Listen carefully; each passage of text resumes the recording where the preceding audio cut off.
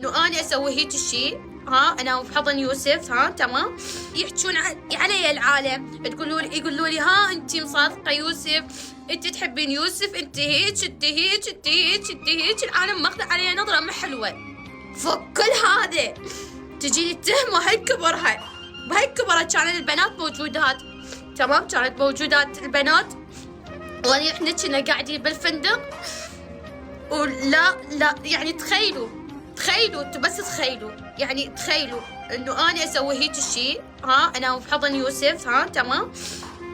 وحفله، والله عفوكم من الحفله، عفوكم من الحفله. يعني معقوله اني لهالدرجه رخيصه من اول لقاء والولد ما عندي شي وياه، اقول ما عندي شي وياه، بس العالم اخذتني محتوى.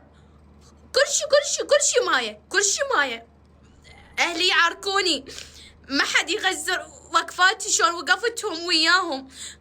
اختي كلها تصير ضدي، كلها تهايم علي، كلها مايه. زين ليش؟ لان العالم حبتها المايه، لانه العالم حبت اللايف مالتها. زين ليش؟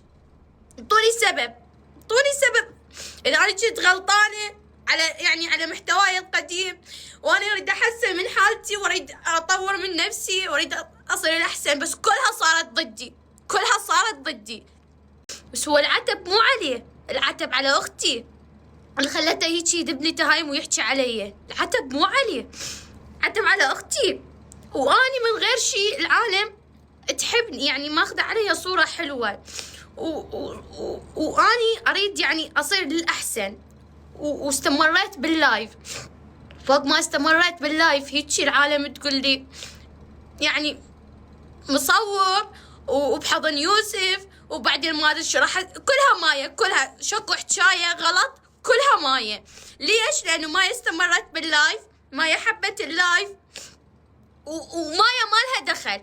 مصممين هم جمعوا يوسف ويا مايه، من غير شي.